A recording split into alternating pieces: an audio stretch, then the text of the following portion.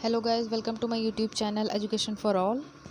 तो दोस्तों, आज हम लोग फ्रेंच रेवोल्यूशन का सेकंड पार्ट, मतलब कि जो मैंने फर्स्ट पार्ट पहले इसके पढ़ाया था, अगर आपने वो वीडियो नहीं देखा तो प्लीज़ जाके उस वीडियो को देखिए। डिस्क्रिप्शन में मैंने उसका लिंक डाल दिया है, आप लोग क्लिक करके उस पर जाइए और उसकी स्टोरी देखिए स्टार्टिंग में कि कैसे फ्रेंच रेवोल्यूशन स्टार्ट हुआ, कैसे लोग बढ़ गए क्लासेस में, फर्स्ट स्टेट, सेकंड स्टेट और थर्ड स्टेट। तो और वहाँ पे फ्रेंच रेवोल्यूशन की बिगिनिंग हुई। तो हमने ये फर्स्ट वीडियो में इतना देखा था। अब हम लोग सेकंड वीडियो स्टार्ट करते हैं। तो दोस्तों, आपको जैसे पता चल ही गया था कि लुई 16 का खजाना खाली हो चुका था। न्यू स्टेट जनरल की मीटिंग बुला के उन लोगों की सहमति लेनी ज़रूरी होती थी। स्टेट जनरल मतलब एक ऐसी पॉलिटिकल बॉडी थी जिसमें तीनों स्टेट के लोगों को अपने रिप्रेजेंटेटिव भेजने होते थे, लेकिन किंग यह तय करता था कि कब मीटिंग बुलानी है, कब नहीं बुलानी है। दोस्तों, स्टेट जनरल की लास्ट मीटिंग 1714 में बुलाई गई थी। इसके बाद 5 मई 1789 को टैक्स बढ़ाने के लिए एक मीटिंग बुलाई गई लुई 16 द्वारा, जिसमें फर्स्ट सेकंड स्टेट ने 300 रिप्रेजेंटेटिव भेजे और थर्ड स्टेट ने 600 रिप्रेजेंटेटिव भेजे। Farmer and artisans are not allowed in this meeting. तो दोस्तों, इन लोगों ने 4000 पन्नों में अपनी कंप्लेंट्स लिखकर नेशनल असेंबली में भेज दी। असेंबली के अकॉर्डिंग हर स्टेट को एक एक वोट का अधिकार था। थर्ड स्टेट के लोगों को ये मंजूर नहीं था, वे चाहते थे सभी रिप्रेजेंटेटिव वोट करें, लेकिन लुई 16 को ये प्रपोज़ल अच्छा नहीं लगा, तो उसने ये प्रपोज़ल रिजेक्ट कर दिया। थर्ड स्टेट के लोग निराश हो गए और असेंबली से चले गए। And all these people gathered in the indoor tennis court of Versailles in 20 June. They made a decision and से until we make a constitution in which the king has less power, we will continue to fight together। राजा के खिलाफ हम लोग लड़ते रहेंगे जब तक एक नया संविधान नहीं बना लेते हैं। तो अपने आप को उन्होंने नेशनल असेंबली डिक्लेयर कर दिया। Two leaders lead the assembly. तो वो 2 लीडर्स कौन थे? Mirabeau Abbe Sieyes. And Mirabeau was born in a noble family, but it convinced of need to do away with a society feudal privilege. तो France में ठंडी बहुत बढ़ गई थी, लोग सामान छीनने लगे दुकानदारों से, क्योंकि उन्हें कुछ सामान मिल नहीं रहा था, गरीबी बहुत बढ़ रही थी। फिर क्या, राजा ने यह आदेश दे दिया कि लोगों को मार दिया जाए, मतलब मारा जाए। फिर वर्साइल्स पे आक्रमण कर दिया लोगों ने, सैनिकों ने फ्रांस के। तो लोगों में यह अफवाह फैल गई कि उनकी फसलें ख़राब कर दी गई हैं राजा के द्वारा, और राजा ने उन्हें मरवाने के आदेश दे दिए हैं। तो और टैक्स बढ़ ही गया था, टैक्स पहले से ही बढ़ा हुआ था, तो लोगों के अंदर पहले से ही आक्रोश था। लोगों ने टैक्स के डॉक्यूमेंट्स सारे जला दिए, और farmer do protest against the king.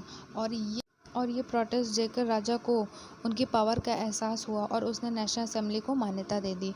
जो नेशनल असेंबली थी वो ये चाहती थी कि राजा को पावर्स जो है उसकी लिमिटेड कर दी जाएँ। तो 4 अगस्त 1789 में, wait I will show you in the book, या इट इज़ हेयर। तो 4 अगस्त 1789 की रात को एक ऑर्डर पास हुआ कि अब जो भी चर्च की ज़मीन के लिए उनसे टैक्स लिया जाता था उसे वापस कर दिया जाए। जो 10% टैक्स, जिसे हम टिथ कहते हैं या धार्मिक टैक्स कहते हैं, किसानों से उसे लेना बंद कर दिया जाए। इससे गवर्नमेंट को 2 बिलियन लिबरों का फ़ायदा होगा। तो राजा की पावर लिमिटेड कर दी गई, न्यू कॉन्स्टिट्यूशन बन गया और न्यू गवर्नमेंट वो फाउंड होने लगी। मतलब France become a constitutional monarchy. The National Assembly completed the draft of Constitution in 1791. Its main objective was limit the power of the monarch। मतलब कि राजा की पावर लिमिटेड कर दी गई थी, और जो गवर्नमेंट बननी थी उसे 3 पार्ट्स में डिवाइड कर दिया गया। Legislative, executive, judiciary. लेजिस्लेटिव मतलब होता है हु मेक्स लॉ। एग्जीक्यूटिव, कानून सही से चल रहा है या नहीं, मतलब who sees whether law is being followed well और नॉट। जुडिशरी का मतलब judiciary work to punish those who do not obey the rules. जो रूल्स को फॉलो नहीं करेंगे उन्हें जुडिशरी पनिश करता है। अब देखते हैं जो 1791 में नया कॉन्स्टिट्यूशन बना था वो कैसा था। तो जैसे कि हमें पता है दोस्तों कि 28 मिलियन पॉपुलेशन हो गई थी फ्रांस के उस टाइम, जिसमें से 4 million who can vote, they are active citizen and they are male, और इनकी एज जो है वो 25 साल से ज़्यादा होती थी। और 3 मिलियन लोग वो थे, पैसिव लोग थे, who can not won't like children, women, जिनकी एज 25 साल से कम होती थी। जो एक्टिव सिटीज़न थे वो वोट डाल के जज को चुनते थे, जिसमें से 50,000 इलेक्टर्स होते थे।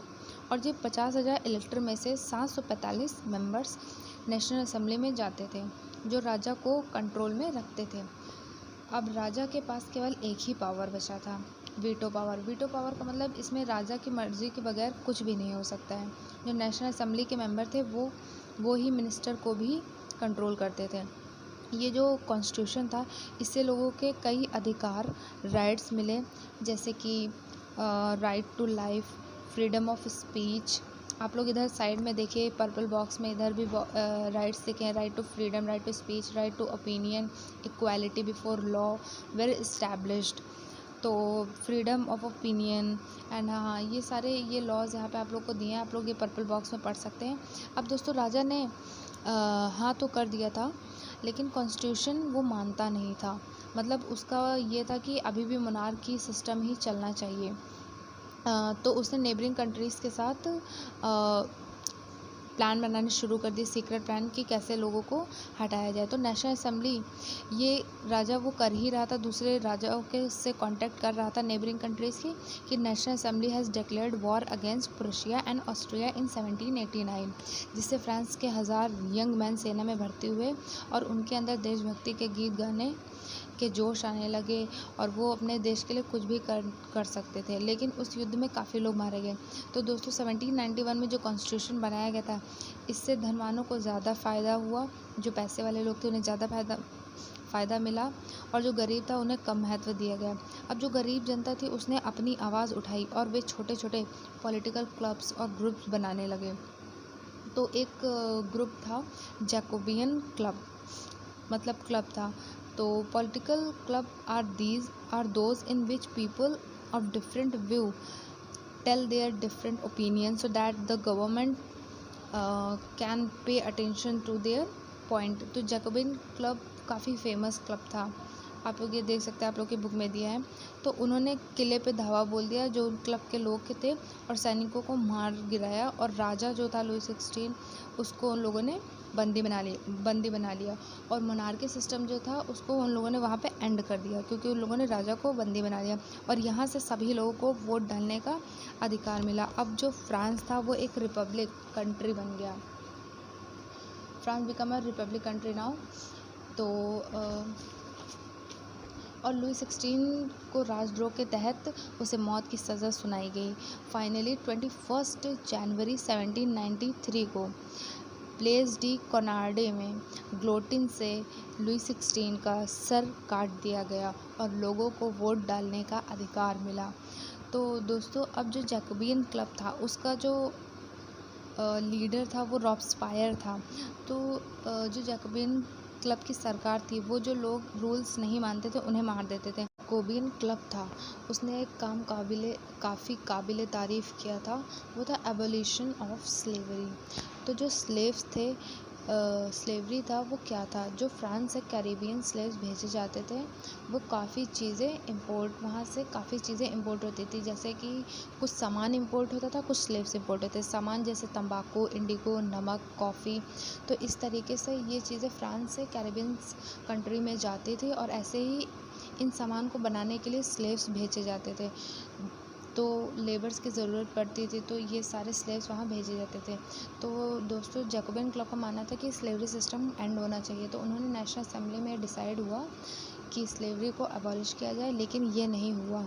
लेकिन लास्ट में हम लोग ये देखेंगे कि 1849 में काफ़ी ज़्यादा लड़ाई इसके पीछे हुई थी। लड़ाई होने के बाद 1848 में slavery was abolish totally in French colonies. उसका और जैकोबियन क्लब का जो लीडर था रॉब्सपायर, वो भी काफ़ी ज़्यादा मतलब करप्ट हो गया था, आप ये समझ सकते हैं। तो वो क्योंकि कुछ ज़्यादा ही स्लेव्स बेचने खरीदने का काम उसका शुरू हो गया था, तो उसका भी वही हाल हुआ जो सभी राजा का हुआ। जो जनता थी उसको भी ग्लोटिन पे उसका सर कटवा दिया गया। तो यहाँ पे ये हुआ कि जो रूल्स नहीं मानता था उसके काट दिया, और यहाँ से फ्रांस को न्यू फ्रीडम मिली। और 1804 में नेपोलियन बोनापार्टे, जो फ्रांस का नया राजा बना, उसने पहले यूरोप के लिए काफ़ी अच्छे काम किए, लेकिन इसके बाद पता चला कि वो भी ऐसे ही क्रूअल राजा है। तो 1815 में वाटरलू की लड़ाई में उसकी हार हुई और वहीं पे उसकी मृत्यु हो गई। तो नेपोलियन बोनापार्टे का काफ़ी शॉर्ट टाइम पीरियड रहा और इसने थोड़ा राज किया। ये भी एक सेना का लीडर। तो तो बच्चों, आपको शायद स्टूडेंट्स, आपको शायद फ्रेंच रेवोल्यूशन समझ में आ गया। अगर ना कुछ समझ में कुछ भी आया हो तो आप लोग कमेंट सेक्शन में कमेंट करके ज़रूर बताइएगा, और प्लीज़ लाइक और सब्सक्राइब करिए मेरे चैनल को। Thank you.